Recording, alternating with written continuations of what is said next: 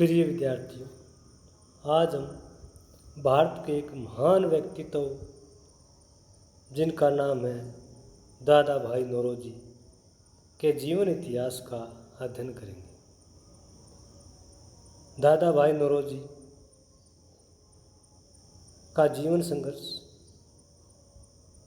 उनका पारिवारिक जीवन, सामाजिक जीवन, धार्मिक जीवन, राजनीतिक जीवन, व्यावसायिक जीवन और एक लेखक के रूप में उनके जीवन पर विचार विमर्श करें। तो आइए हम दादा भाई नौरोजी के जीवन चरित्र, उनके जीवन इतिहास, उनके संघर्षों और उनकी रचनाओं के ऊपर डिस्कस करते हैं।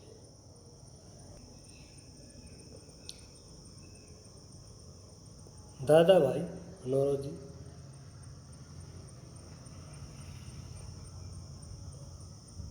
उनके जन्म के बारे में, परिवार के बारे में। दादा भाई नौरोजी को भारत का सबसे वृद्ध व्यक्ति, जिसे इंग्लिश में grand old man of India कहा जाता है, भारत का सबसे वृद्ध व्यक्ति, उदारवादी, देशभक्त, आर्थिक राष्ट्रवाद के जनक, स्त्री शिक्षा के प्रबल समर्थक के रूप में जाना जाता है। उनका जन्म 4 सितंबर 1827 को बम्बई के पारसी परिवार में हुआ। उनके पिताजी नौरोजी पालव जी एक पारसी पुजारी थे।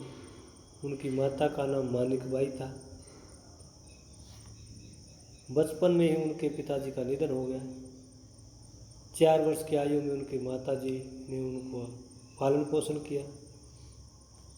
उनकी माताजी ने हर प्रकार से उनको अच्छे संस्कार देने का प्रयास किया। उनकी माताजी अनपढ़ थी, लेकिन नौरोजी को हर तरह की शिक्षा प्रदान करने के लिए उन्होंने प्रयास किए। दादा भाई नौरोजी को बम्बई के ऐसे विद्यालय में प्रवेश दिया गया जहाँ शिक्षा पूरी तरह से निःशुल्क थी। इस निःशुल्क विश्वविद्यालय में केवल भारतीय भाषा ही सिखलाई जाती थी। दादा भाई नौरोजी बचपन से ही एक बुद्धिमान छात्र थे। वे कक्षा में अध्यापक द्वारा जो भी प्रश्न पूछे जाते थे उनका तत्काल उत्तर देते थे। नौरोजी को पुस्तकों का बहुत शौक था। वो कहानियों की पुस्तकें पढ़ना पसंद करते थे। इसके साथ साथ उनकी खेलों में गहरी रुचि थी और बचपन से वो गुल्ली डंडा खेलना पसंद करते थे।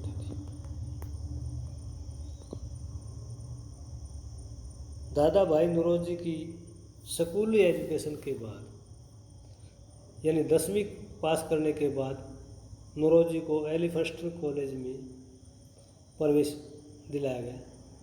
कॉलेज में वे अपने सहपाठियों में सबसे बुद्धिमान छात्र था। उन्होंने अपनी प्रतिभा एवं बौद्धिकता से इरस्किम पेरी को गहरे से प्रभावित किया, जो कि उस समय शिक्षा बोर्ड के अध्यक्ष और बम्बई उच्च न्यायालय के मुख्य न्यायाधीश थे। सर पेरी ने उनकी प्रतिभा को देखते हुए उन्हें कानून की पढ़ाई के लिए इंग्लैंड भेजने का आधा खर्च स्वीकार कर लिया। सर जमशेदजी जी भाई ने भी इंग्लैंड भेजने के लिए उनके शेष खर्च को स्वीकार कर लिया था, परंतु बाद में उन्होंने अपनी पेशकश यह कहकर वापस ले ली कि दादा भाई नौरोजी इंग्लैंड जाकर अपना धर्म बदल लेंगे। इसके बाद दादा भाई नौरोजी कुछ पारिवारिक कारणों से भी कानून की शिक्षा के लिए इंग्लैंड नहीं जा सके। दादा भाई नौरोजी ने एजुकेशन ग्रहण करने के बाद व्यावसायिक जीवन में प्रवेश किया। उन्होंने एलिफेंस्टन स्कूल में हेड नेटिव असिस्टेंट का पद मिला।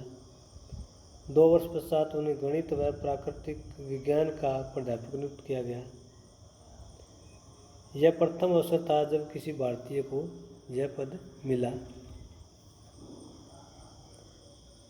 1885 तक उन्होंने एलिफेंस्टन कॉलेज में कार्य किया। दादा भाई नौरोजी अपने सहकर्मियों में प्रोफेसर कहलाना पसंद करते थे। दादा भाई नौरोजी का सामाजिक जीवन भी बहुत ही सुखद था। उन्होंने समाज में बदलाव लाने के लिए बहुत सारे प्रयास किए। उन्होंने पारसी समुदाय के लिए धार्मिक सुधारों पर बल दिया और ज़ोरास्ट्रियन में विश्वास के लिए प्रेरित किया। 1852 में उन्होंने बम्बई एसोसिएशन का गठन किया।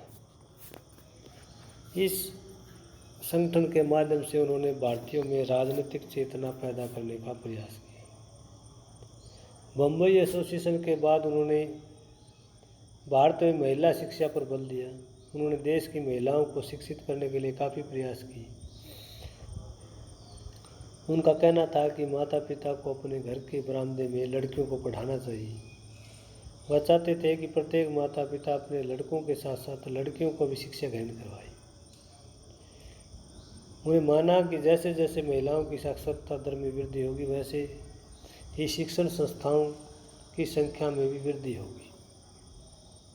दादा भाई नौरोजी ने अपने सामाजिक गतिविधियों में हिंदू विधवाओं के पुनर्विवाह पर बल दिया ताकि विधवाओं को समाज में धार्मिक सुधार के लिए अनेक प्रकार की उन्होंने संस्थाएं स्थापित की, जिसमें साइंटिफिक सोसाइटी, स्टूडेंट लाइब्रेरी, विधवा पुनर्विवाह संस्था, ईरानी फंड, पारसी जिम्नेजियम इत्यादि। दादा भाई नौरोजी ने भारत में राजनीतिक सुधारों के लिए हर प्रकार से संघर्ष किया।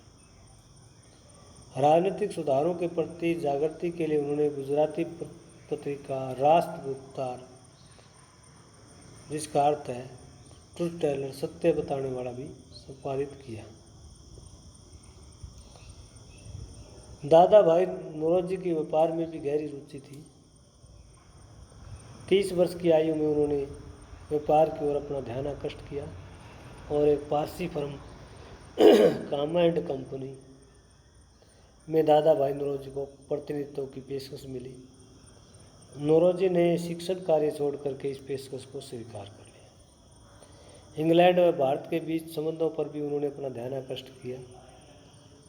इंग्लैंड में रहकर उन्होंने युवा भारतीयों के लिए वहाँ पर घर जैसा वातावरण तैयार किया। युवा वर्ग इंग्लैंड में जाकर भारतीय नागरिक सेवा व दूसरी अन्य परीक्षाओं की आसानी से तैयारी कर सकता था। इंग्लैंड में रहकर दादा भाई नौरोजी ने व्यापार के साथ साथ ब्रिटेन के लोगों को प्रेरित किया। वहाँ रहकर उन्होंने ईस्ट इंडिया एसोसिएशन की स्थापना की और बहुत सी संस्थाओं के साथ संबंध स्थापित करके भारत व इंग्लैंड के बीच संबंधों पर ध्यान आकृष्ट किया। नौरोजी को यूनिवर्सिटी कॉलेज लंदन में गुजराती भाषा का प्रोफेसर नियुक्त किया गया। इसकी सीनेट का सदस्य चुना गया। नौरोजी 1869 में इंग्लैंड से वापस भारत आ गए। इसके बाद नौरोजी ने दोबारा इंग्लैंड की यात्रा की। वहाँ दोबारा जाकर उन्होंने भारत के हितों की वकालत की। नौरोजी ने संसदीय समिति के सामने भारत पर साक्ष्य प्रस्तुत की कि कोई भी व्यक्ति भारत की वास्तविक आय और भारतीयों की औसत आय के बारे में नहीं जानता था। नौरोजी ने साक्ष्य प्रस्तुत किए कि प्रत्येक भारतीय की आय 20 रुपये प्रति वर्ष से अधिक नहीं है। कुछ विशेषज्ञों ने दादा भाई नौरोजी के आंकड़ों का अनुमोदन नहीं किया, लेकिन बाद के कुछ वर्षों में भारत सरकार ने इसे स्वीकार कर लिया। दादा भाई नौरोजी ने बड़ौदा रियासत में भी अपनी सेवाएं दी। 1870 में वो इंग्लैंड से वापस भारत आए और बड़ौदा रियासत के दीवान नियुक्त किए गए। बड़ौदा रियासत की स्थिति अच्छी नहीं थी उस समय। राज्य में अधिकारी और कर्मचारी पूरी तरह से भ्रष्ट थे। दादा भाई नौरोजी ने राज्य में सुधार के अनेक प्रयास किए। भ्रष्ट अधिकारियों को उनके सुधारों को पूरी तरह से दरकिनार कर दिया। दादा भाई नौरोजी के जो निर्देश थे उनको अनसुना किया गया।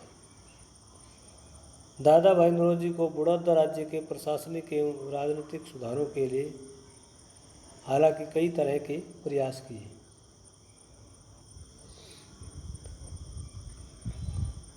बड़ौदा रियासत में भ्रष्टाचार व कुप्रबंध पर नियंत्रण करने में उन्हें कुछ सफलता भी मिली। इसके बाद दादा भाई नौरोजी का राजनीतिक जीवन आरंभ होता है। 60 वर्ष की आयु में उन्होंने राजनीति में प्रवेश किया और उनकी बुद्धिमत्ता, विद्वत्ता, गुणवत्ता से प्रभावित होकर के बॉम्बे के गवर्नर लॉर्ड रिजे ने विधान परिषद की सेवा के लिए आमंत्रित किया। इस तरह की सेवा का अवसर भारतीयों के लिए असाधारण व आश्चर्यजनक था। सभी देशवासियों ने नौरोजी की इस नियुक्ति का स्वागत किया। उमेश चंद्र बनर्जी की अध्यक्षता में भारतीय राष्ट्रीय कांग्रेस का पहला अधिवेशन बम्बई में बुलाया गया। बाद के वर्षों में यही संगठन भारतीयों के लिए ब्रिटिश दास्तां से मुक्ति पाने में सफल हुआ। भारतीय सिविल सेवा के एक रिटायर्ड अधिकारी एलन ऑक्टेवियन ह्यूम ने इस संगठन के निर्माण में महत्वपूर्ण भूमिका निभाई। नौरोजी ने भारतीय राष्ट्रीय कांग्रेस की गतिविधियों में काफ़ी रुचि ली और धीरे धीरे वो भारतीय राष्ट्रीय कांग्रेस की हर प्रकार के प्रोग्राम में भाग लेने लगे। दादा भाई नौरोजी 1886 के अंत में कांग्रेस के दूसरे अधिवेशन में अध्यक्ष चुने गए। भारतीय राष्ट्रीय कांग्रेस उनके लिए एक विश्वसनीय और उदारवादी संस्था थी। इस संगठन का अध्यक्ष बनने पर दादा भाई नौरोजी ने और इसके सदस्यों पर ब्रिटिश सरकार विरोधी गतिविधियों में भाग लेने पर रोक लगा दी। उन्होंने भारत सरकार को तुरंत सुधार की अपील की और विधानमंडल में भारतीयों को सदस्य चुनने का अनुरोध किया। उन्होंने परिषद सुधार के लिए उचित योजना के प्रारूप निर्माण में भी सहायता की। इसके बाद दादा भाई नौरोजी इंग्लैंड के जन सदन, जिसे हाउस ऑफ कॉमन कहा जाता है, उसके सदस्य चुने जाते हैं। 1886 में उन्होंने इंग्लैंड की फिर यात्रा की। वहाँ जाकर उन्होंने लिबरल पार्टी की सदस्यता ग्रहण की। होलबोर्न लिबरल एसोसिएशन ने उन्हें अपना उम्मीदवार बनाया। नौरोजी के जीवन में अब तक एक महत्वपूर्ण राजनीतिक घटना थी। नौरोजी ने चुनाव लड़ा और कुल 1950 मत प्राप्त किए। हालांकि वे चुनाव हार गए, लेकिन चुनाव लड़ना उनके लिए एक बहुत बड़ी राजनीतिक उपलब्धि थी। नौरोजी 1886 के अंत में वापस भारत आ गए और यहाँ पर वे कांग्रेस के दूसरे अधिवेशन में अध्यक्ष चुने गए। इसके बाद 1891 में उन्होंने दोबारा इंग्लैंड की यात्रा की। वहाँ जाकर उन्होंने एक बार फिर हाउस ऑफ कॉमन्स की सदस्यता ग्रहण करने का प्रयास किया। इंग्लैंड में रहकर उन्होंने 5 वर्ष तक कड़ी मेहनत की और 6 जुलाई 1891 को केंद्रीय फिशबुरी निर्वाचन क्षेत्र से ब्रिटिश संसद के सदस्य चुने गए। इनके प्रतिद्वंदी कंजर्वेटिव पार्टी के सदस्य चुनाव हार गए। यह चुनाव दादा भाई नौरोजी और देशवासियों के लिए एक बड़ी विजय थी। नौरोजी ऐसा पहला भारतीय था जो ब्रिटिश संसद का सदस्य निर्वाचित हुआ। दादा भाई नौरोजी की चुनावी सफलता ने भारत की स्वतंत्रता संघर्ष में महत्वपूर्ण भूमिका निभाई। नौरोजी ने ब्रिटिश सांसद चुने जाने पर हाउस ऑफ कॉमन्स में ब्रिटिश जनता का सहृदय धन्यवाद किया और संसदीय कार्यों में सहयोग देने का वायदा किया। ये ब्रिटिश संसद का इसमें बताया गया है। पहला और भारतीय एशियन सांसद चुने जाने के बाद दादा भाई नौरोजी वापस भारत लौटे और 1893 में उन्होंने कांग्रेस के 9वें लाहौर अधिवेशन में भाग लिया। बम्बई से लाहौर तक की उनकी यात्रा उनके देशवासियों द्वारा राजा की तरह जगह जगह उनका स्वागत और अभिनंदन किया गया। लाहौर की जनता तो उनके आगमन पर इतनी खुश हुई कि उनकी घोड़ा गाड़ी को घोड़ों की जगह युवाओं ने खींचा। नौरोजी ने अपने अध्यक्षीय भाषण में देश में अच्छे मित्रों की संख्या में वृद्धि करने पर बल दिया। इस भाषण में उन्होंने भारत के प्रति अगाध श्रद्धा, निष्ठा, प्रेम और देशभक्ति की भावना का परिचय दिया। नौरोजी ने सभी देशवासियों का आह्वान करते हुए कहा कि हम सब भारत के बच्चे हैं। उन्होंने कहा, मैं भारतीय हूँ, मैं सबसे ऊपर भारतीय हूँ। हमारा देश भारत है, हमारी राष्ट्रीयता भारतीय है। I am an Indian and I am above all an Indian. Our country is India, our nationality is Indian. तो एक प्रकार से देश के प्रति उनकी गहरी श्रद्धा थी, गहरी निष्ठा थी। लाहौर अधिवेशन के बाद दादा भाई नौरोजी फिर इंग्लैंड चले गए और इसी दौरान इंग्लैंड में लिबरल आम चुनाव हार चुके थे और दादा भाई नौरोजी को भी अपनी सीट खोनी पड़ी। 1901 में उन्होंने अपनी पुस्तक poverty and un British rule in India प्रकाशित की। इसके बाद उन्होंने दोबारा हाउस ऑफ कॉमन में प्रवेश करने का प्रयास किया, लेकिन दुर्भाग्यवश लिबरल पार्टी में फूट के कारण उन्हें अवसर उपलब्ध नहीं हुआ। इंग्लैंड में सभी भारतीय उनके देश प्रेम के प्रति गहरा उन्हें मान सम्मान देते थे और उनके महान कार्यों के कारण उन्हें grand old man of India कहा गया। इसके बाद वो फिर बम्बई वापस आ गए। चौकों और गलियों में भीड़ ने दादा भाई नौरोजी का हृदय से स्वागत किया।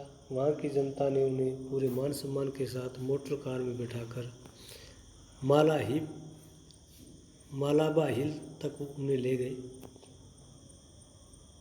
जनता ने उनके मान सम्मान में गलियों और चौकों को फूल मालाओं से सजा दिया। इसके बाद कलकत्ता की यात्रा की उन्होंने।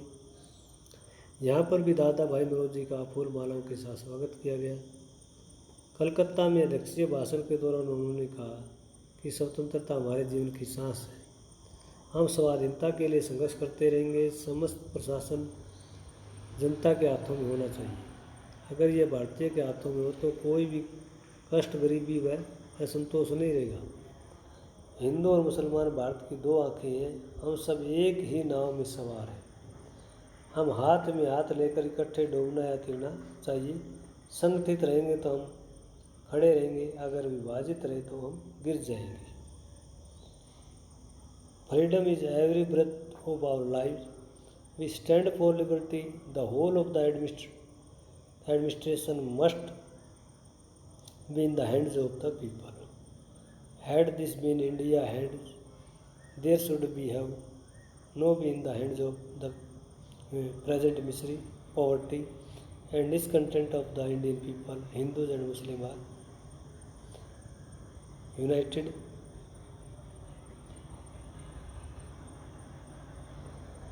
Hindu and Muslim are the twin eyes of Mother India. We all are in one boat. We should sense of swim hand in hand. United we stand, divided we fall. तो दादा भाई नौरोजी ने राष्ट्र के प्रति गहरी निष्ठा और श्रद्धा व्यक्त की। 81 वर्ष की आयु में अधिक कार्य करने और उचित आराम की कमी से उनका स्वास्थ्य काफी गिर गया। 11 अक्टूबर 1907 को वे स्थायी रूप से भारत लौट आए। सब देश लौटने पर देशवासियों ने हृदय से खुशी के साथ उनका स्वागत किया और मुंबई के वर्सोवा में उन्हें घर पर ही अपना इलाज करवाया। इसी दौरान वे देश के राजनीतिक मामलों में रुचि लेते रहे। 90 वर्ष की आयु में श्रीमती एनी बेसेंट द्वारा स्थापित होम रूल लीग के अध्यक्ष बने हुए। 1916 में बम्बई यूनिवर्सिटी ने उन्हें डॉक्टर ऑफ लॉ की मानक उपाधि से अलंकृत किया। दीक्षांत समारोह के पश्चात घर लौटते समय जनता ने उनका फूल मालाओं से भव्य स्वागत किया। उनकी लोकप्रियता को देख के कारण गलियों और नुकड़ों पर लोग उनके दर्शन से आतुर हो गए। भारत में स्वशासन की स्थापना के संघर्ष में उनका एक महत्वपूर्ण योगदान रहा। 1 जून 1917 को उनकी शारीरिक स्थिति बहुत नाजुक हो गई। डॉक्टरों ने उनके स्वास्थ्य सुधार के लिए काफ़ी प्रयास किए गए, लेकिन इसमें वो सफल नहीं हो सके और अंत में 30 जून 1917 को उनका निधन हो गया। भारत का महान सपूत अपनी मातृभूमि की स्वतंत्रता के लिए देशवासियों का प्रेरणा स्रोत बनकर इस संसार से प्रस्थान कर गया। उनकी मृत्यु पर नारायण चंद्रावरकर ने कहा, अगर हम उनके जीवन का मूल्यांकन करें तो जो मिसाल उन्होंने कायम की उसे देखें तो पूर्ण सच्चाई और न्याय से कहा जा सकता है कि अपने जीवन में जो कुछ उन्होंने किया, जो यातनाएं उन्होंने सहन की, जो कुछ उन्होंने पढ़ाया, वे जो राष्ट्र की कर्मभूमि थी। जो सूर्य 93 वर्ष पहले भारत पर उदय हुआ था, अब अस्त हो गया और मैं कहता हूँ कि वह पुनः भारत के पुनर्जन्म के रूप में उदय होगा। तो दादा भाई नौरोजी की महानता के बारे में बहुत सारे विद्वानों ने अपनी अपनी राय व्यक्त की है। दादा भाई नौरोजी एक लेखक के रूप में भी काफ़ी प्रसिद्ध हुए हैं। विशेष करके उनकी 2 पुस्तक भारत में गरीबी और गैर ब्रिटिश प्रशासन और दूसरी भारत में गरीबी, ये दोनों पुस्तकें काफ़ी लोकप्रिय हुई और दोनों पुस्तकों में भारत की गरीबी का प्रेजेंटेशन किया गया है। भारत की गिरती अर्थव्यवस्था का रिप्रेजेंटेशन किया गया है। भारत में बेरोजगारी का रिप्रेजेंटेशन किया गया है, उसके कारणों को स्पष्ट किया गया है। राष्ट्रगुप्तार एक संपादक पत्रिका है उनकी, और एक पुस्तक है भारत में कर्मचारियों की कार्य क्षमता के प्रमाण। ये पुस्तकें दादा भाई नौरोजी की काफ़ी लोकप्रिय रही और इनमें उन्होंने भारत की महानता का ही वर्णन किया है कि भारत के कर्मचारी किसी भी कार्य को करने में कम नहीं है। अगर उनको उस तरह का वातावरण, उस तरह की ट्रेनिंग दी जाए तो वो भी अंग्रेज़ लोगों, यूरोपियन लोगों की तरह अच्छा कार्य कर सकते हैं।